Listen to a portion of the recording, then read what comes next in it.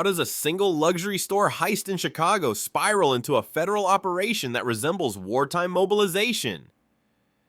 That shocking question gripped America when at the end of August 2025, masked crews stormed a Nordstrom store in downtown Chicago. In seconds, glass doors shattered, designer purses and jackets vanished into waiting bags, and security footage exploded across social media. The images resembled not petty theft, but an urban assault in broad daylight.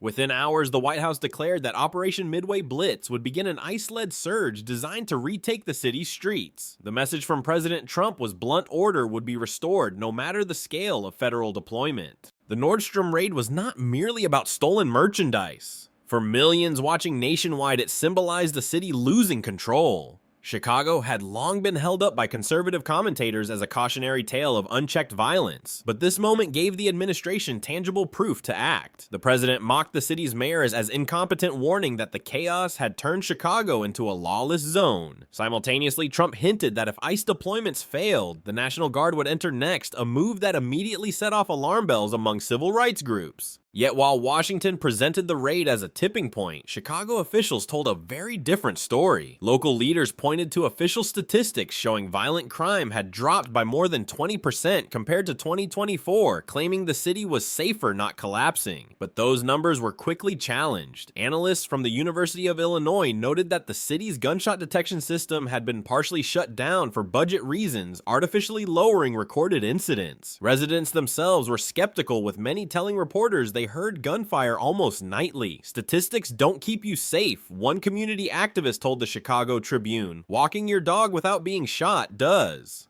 The images of the Nordstrom raid forced a nationwide debate on whether perception mattered more than statistics. This is not unique to Chicago. Across the Atlantic, similar patterns emerged during the war in Ukraine. Russian officials claimed their missile defense systems intercepted most Ukrainian drones, yet civilians posted videos of fires raging in depots near Belgorod. The gap between official figures and lived experience is a dangerous one. For Chicago, that gap gave Washington the perfect rationale to escalate.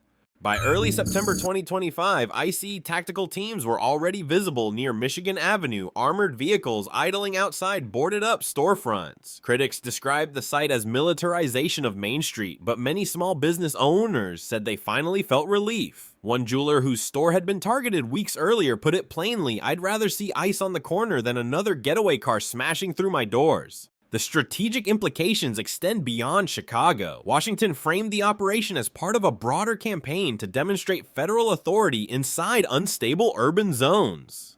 Defense analysts in Berlin told DW that Trump's move resembled tactics used in counterinsurgency abroad, where federal strength overwhelms criminal or militant networks.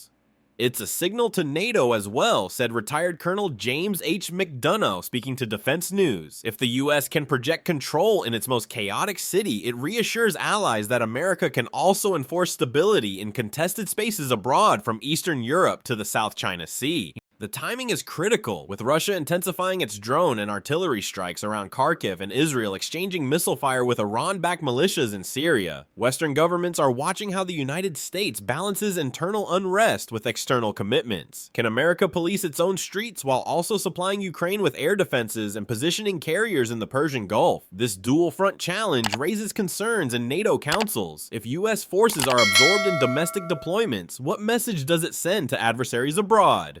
Numbers highlight the dilemma. According to Reuters, more than 300 ICE agents were funneled into Chicago during the first week of Operation Midway Blitz, supported by dozens of armored vehicles pre-positioned at Great Lakes Naval Station. That volume of manpower is comparable to U.S. troop rotations supporting NATO exercises in the Baltics. Every agent deployed at home is one less available for global missions, noted Michael Clark of the Royal United Services Institute in London. The symbolism matters. Rivals like Russia and China are watching closely. The story of the Nordstrom raid is therefore more than a local crime drama, it is a geopolitical test case. Just as looters used cars as battering rams against Foot Locker, America's adversaries probe its weaknesses, testing how quickly Washington can respond. The connection is not metaphorical, but strategic. A weakened perception of U.S. control at home risks emboldening rivals abroad. Beijing in particular has accelerated naval patrols near Taiwan, aware that America's political bandwidth is being consumed by both Chicago and Ukraine. This is the crossroads Chicago now represents. Is it the beginning of restored order through overwhelming force, or the symbol of a nation stretched thin? Will Trump's gamble to deploy ICE in a domestic urban warfare role stabilize the city or deepen divisions that adversaries abroad can exploit?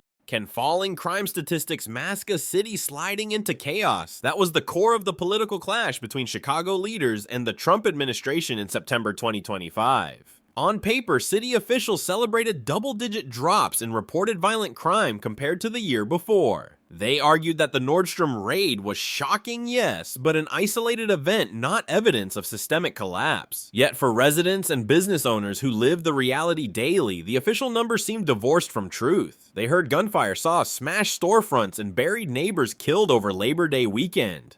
The president seized this contradiction. He dismissed Chicago's statistics as fabricated optics, suggesting that local leaders were manipulating data to protect their political standing. Reports surfaced that gunshot detection systems were deactivated in several neighborhoods, reducing recorded shootings without reducing violence itself. Analysts from The Guardian added that city officials had reclassified certain homicides into broader categories, lowering official counts, but not changing the reality of bloodshed on the ground. Such maneuvers only deepened skepticism, giving Washington a stronger narrative the city was hiding its own crisis. The divide became sharper after the Labor Day weekend of 2025, when Chicago endured over a dozen separate shooting incidents that left multiple fatalities. Residents described the sound of automatic weapons echoing between buildings while families stayed indoors, fearing stray bullets. The Nordstrom raid had been a spark, but the gun violence kept the fire burning. Trump told reporters that local incompetence left him no choice but to act. When the people can't walk their streets in safety, he said the federal government has a duty to step in. Critics argued that the White House was staging a political spectacle using federal troops to bolster a law and order image ahead of looming elections. But even liberal outlets like Al Jazeera conceded that perception matters. Footage of masked crews storming stores looked less like routine theft than battlefield footage shared millions of times across TikTok and X. The narrative of chaos spread faster than crime data shaping national opinion in Trump's favor. Military strategists drew parallels with the Russian-Ukrainian conflict. In Kherson, for example, Moscow claimed that withdrawal was an organized redeployment, but Ukrainian footage of abandoned tanks painted a picture of defeat. The lesson, what people see, often outweighs what officials say. In Chicago, citizens trusted their eyes looters smashing through Foot Locker getaway cars, plowing into jewelry shops over City Hall's spreadsheets. The political clash extended into the courts. Chicago's mayor denounced the deployment as unconstitutional, a violation of states' rights. The governor of Illinois accused the administration of staging raids to coincide with cultural holidays such as Mexican Independence Day, suggesting an ulterior motive to maximize deportations. Yet these arguments resonated little with terrified shopkeepers or families living through the nightly violence. For them, legal debates did not stop bullets. At the same time, conservative groups openly welcomed the crackdown. Organizations like Chicago Flips Red argued that only a show of overwhelming force could break the cycle of crime. They pointed to Washington, D.C., where previous deployments of federal forces had temporarily lowered assault and theft rates. Whether correlation equaled causation mattered little. The political optics were powerful. Meanwhile, NATO analysts in Brussels observed the American domestic response closely. A confidential brief leaked to DW noted that internal instability within the US could embolden adversaries if left unchecked. The concern was clear: if America appeared unable to secure its own streets, could it credibly promise security in Europe or the Indo-Pacific? The Nordstrom raid had become more than an American headline. It was a case study in credibility for the West. Adding to the tension, new US intelligence reports suggested that both Russian and Chinese disinformation campaigns were amplifying videos of Chicago looting online, framing the United States as a failing state. By September, NATO cyber experts confirmed that troll farms were pushing hashtags like #AmericanCollapse in multiple languages. The objective was simple: exploit America's urban unrest to weaken its moral authority abroad. For ordinary Chicagoans, however, geopolitics was secondary. They faced a stark reality: their neighborhoods felt unsafe, and their leaders were locked in arguments while armored vehicles rolled in. A single mother in South Chicago summed it up in a BBC interview: "They argue about rights. We argue about staying alive." The question now hung heavy: was federal intervention a solution to a temporary crime wave, or the beginning of a precedent where Washington overrides local control in the name of security? And how would adversaries abroad interpret America's handling of its own backyard? What happens when looting spreads from one luxury store to an entire city? That was the grim reality in Chicago only days after the Nordstrom heist. Instead of calming down, the crime wave intensified. Foot Locker outlets were smashed open with stolen cars acting as battering rams, and surveillance videos showed masked thieves running and scooping sneakers and sportswear, then speeding away in convoys. Soon after, a jewelry store was targeted in a crash and grab so violent that its 88-year-old owner was shoved to the ground, injured, and left traumatized. His family later revealed he might never return to the business he had built over decades. These were not isolated crimes. They were evidence of a pattern. Organized crews operated with military-style coordination, striking multiple targets in short windows of time, overwhelming local police who were already stretched thin. Law enforcement officials compared the tactics to urban raids, where speed and shock left little chance for response. For residents, the attacks shattered any illusion that crime was under control. Families began locking themselves indoors at night. Business owners boarded up shops and installed bulletproof glass, treating ordinary retail like high-risk banking. The escalating violence drew national attention not only because of the chaos, but also because of the perception of America's vulnerability. International media outlets picked up the story, with Reuters describing it as a breakdown of civic order in one of the nation's largest cities. The Guardian highlighted that criminal gangs in Mexico and Central America were studying such smash-and-grab tactics, testing them in border states. Analysts warned that Chicago was not just facing petty theft, but was part of a larger trend where organized crime blurred the line between street gangs and international trafficking networks. This intersection between local crime and transnational threats mirrors patterns seen abroad. In Ukraine, Russian forces have increasingly relied on decentralized drone swarms to overwhelm Ukrainian defenses, much like Chicago's thieves use mass coordination to overwhelm police response. In Israel, intelligence agencies reported that Hezbollah-backed militias adopted hit-and-run raids designed to maximize chaos before slipping back across borders. These examples suggest that America's urban chaos is not isolated. It reflects a global shift toward asymmetric tactics, where speed and coordination can destabilize even the most secure environments. President Trump's administration wasted no time drawing these parallels. Officials framed the Chicago crime wave as part of a national security threat connecting organized theft to trafficking and smuggling networks. Homeland Security reports indicated that profits from stolen goods often fund broader criminal enterprises, from narcotics to illegal arms. The White House insisted that only a federal crackdown could dismantle these networks, presenting ICE not just as immigration enforcement, but as a paramilitary force capable of countering organized urban warfare. Critics accused Trump of exaggeration, but the imagery of looted stores and injured shopkeepers was politically powerful. Conservative media compared the looters to insurgents, echoing the language once used in Iraq and Afghanistan. Supporters argued that the same principles applied. Overwhelming force must break the cycle before it spreads further. And indeed, as the raids multiplied, more residents demanded tougher federal measures. A poll by Rasmussen in early September showed that over 55% of Chicago residents supported continued federal presence, even if it meant temporary militarization of their streets. NATO observers paid close attention to these developments. If America struggled to contain organized crime in its own cities, how could it lead coalitions abroad? Defense News quoted a retired NATO commander who warned credibility is everything. If your people don't feel secure at home, allies wonder if you can guarantee their security overseas. This was particularly pressing as NATO intensified support for Ukraine's defense against Russia's latest offensive near Sumy, while simultaneously monitoring Chinese naval maneuvers around Taiwan. For Chicago, the parallel was unavoidable. Just as NATO worried about credibility abroad, residents worried about survival at home, and the consequences of failure would not be limited to stolen handbags. They threatened to redefine the relationship between federal authority and local governance. Was Chicago now a battleground in America's broader fight against asymmetric threats? The question for viewers remains unsettling. If coordinated looters can paralyze a major US city, what message does that send to adversaries watching from Moscow, Tehran, or Beijing? How far is the federal government willing to go when local order collapses? That question was answered in early September 2025, when ICE tactical teams and armored vehicles rolled into Chicago's retail districts. Videos showed convoys of black-clad agents setting up checkpoints near luxury storefronts, rifles at the ready, while armored trucks idled outside what had once been tourist magnets. For many, the sight evoked memories of Baghdad or Kabul, not Michigan Avenue.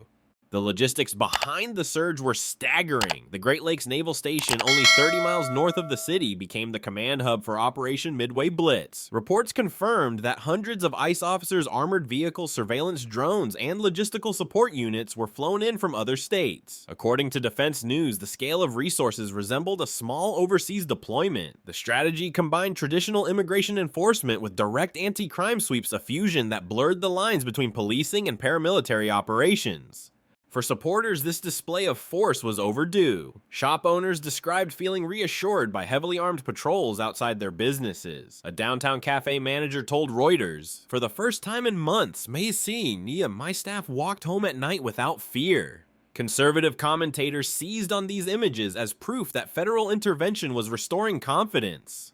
Yet the backlash was equally fierce. Chicago's mayor condemned the operation as unconstitutional, while Illinois' governor accused the Trump administration of staging a political theater of militarization. Civil rights groups warned that the fusion of immigration raids with crime suppression created chaos, with families reporting nighttime knocks at their doors from agents they first mistook as local police. Entire apartment buildings emptied out as immigrant communities fled in panic, fearing mass deportations.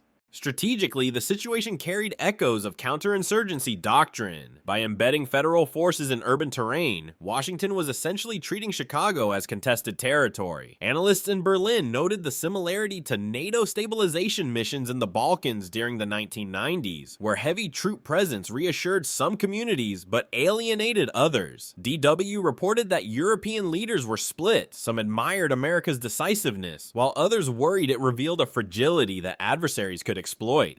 The parallels abroad were striking. In Ukraine, NATO troops trained to establish checkpoints and secure supply routes under constant pressure. In Israel, defense planners debated whether to flood volatile zones with heavy presence or rely on precision raids. In Chicago, the White House clearly chose the former, believing only overwhelming presence could deter chaos. Retired General Mark Hertling explained to CNN that the administration's strategy mirrors classic surge doctrine: boots on the ground, high visibility, maximum deterrence.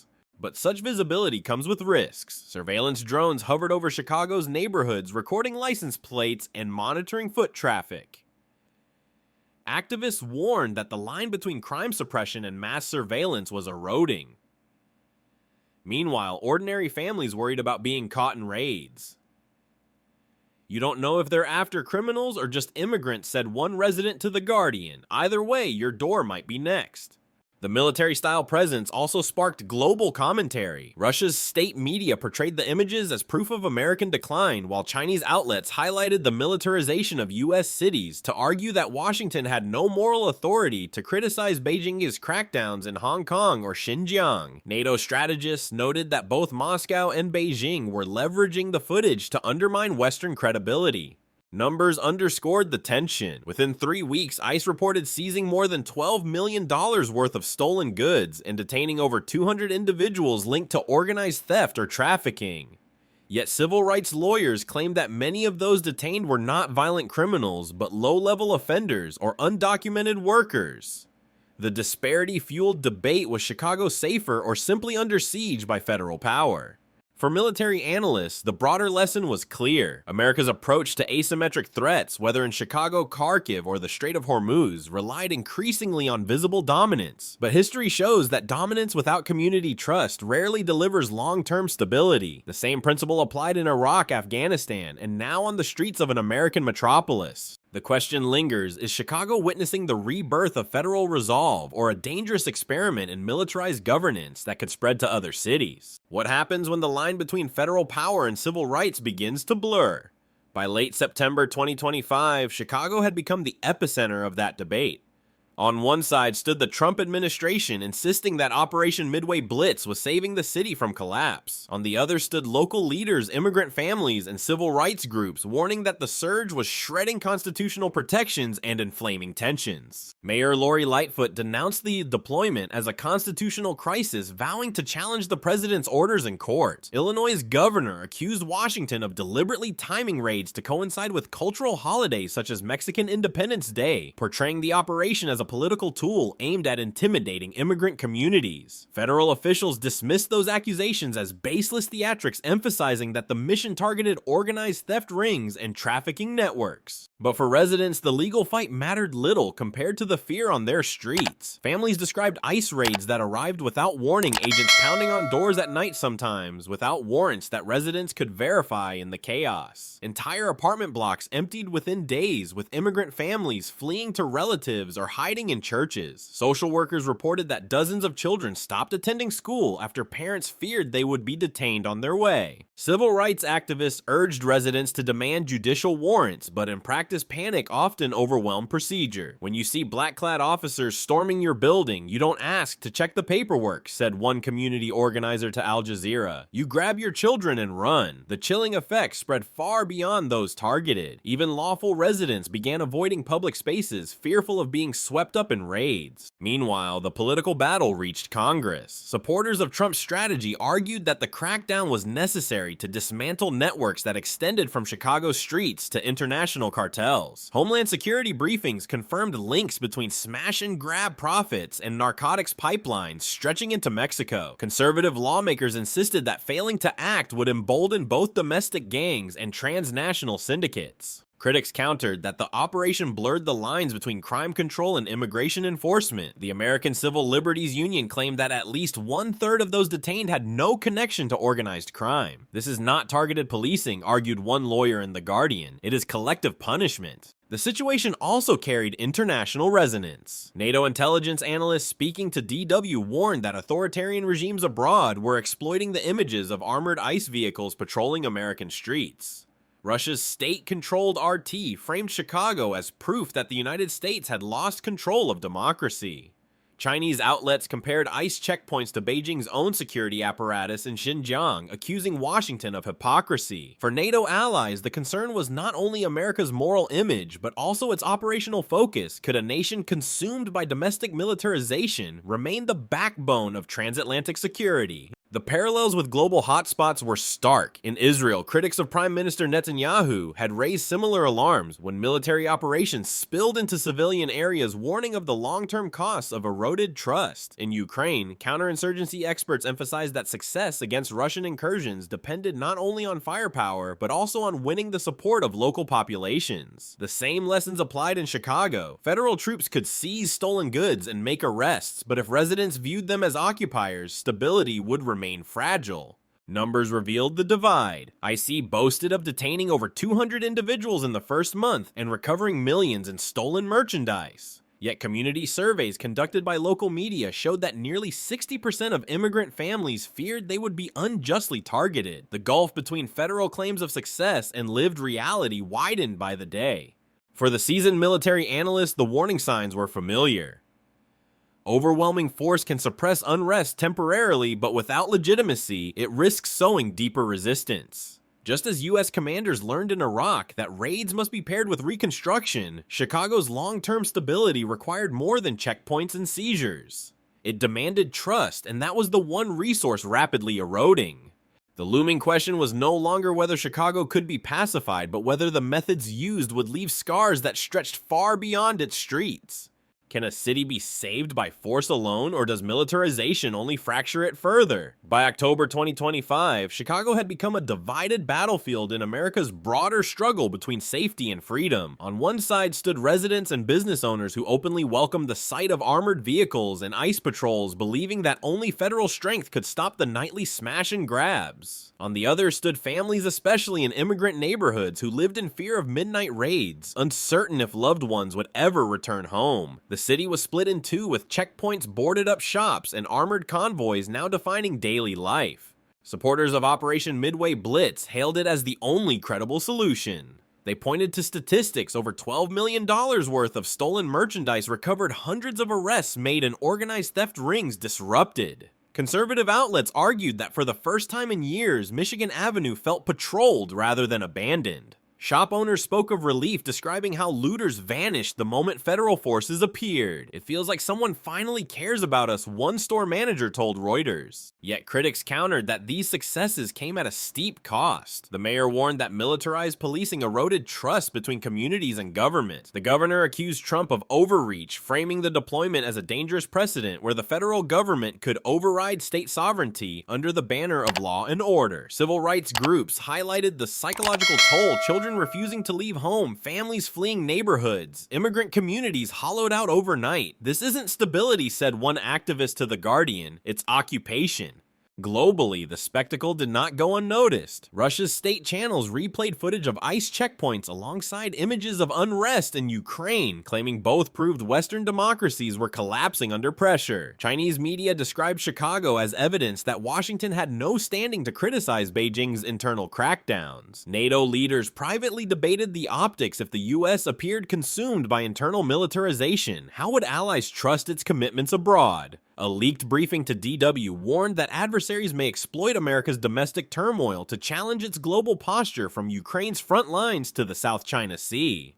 Western experts offered sobering commentary. Retired U.S. Army Colonel James Carafano noted in Defense News that federal intervention in Chicago projects strength, but long-term stability requires community buy-in, something checkpoints alone can't provide. Michael Clark of London's Rossi think tank added that every armored vehicle on Michigan Avenue sends a message not only to looters, but to Moscow and Beijing, testing whether America can balance domestic unrest with global deterrence. The parallels were stark. In Ukraine, NATO trainers emphasized that military success depended not only on heavy weapons, but on trust with civilians. In Israel, analysts warned that years of aggressive policing in Palestinian territories had deepened hostility without guaranteeing peace. Chicago now reflected the same dilemma: can overwhelming force deliver security without tearing apart the very communities it is meant to protect? Numbers revealed the divide. A Chicago Tribune poll in late September found that 55% of residents supported the ICE surge, while 45% feared it would cause long-term harm. The city had become a mirror of America itself, split between those demanding law and order at any cost and those who saw militarization as the erosion of liberty.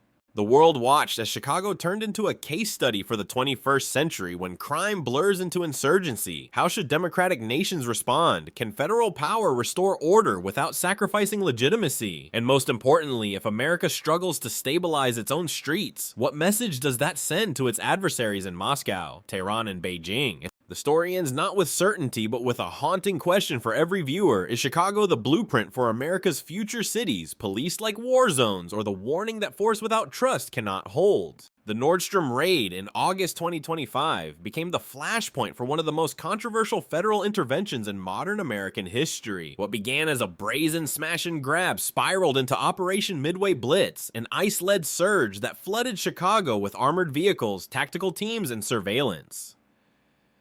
President Trump framed the crackdown as a necessary defense of law and order, while city leaders denounced it as unconstitutional overreach.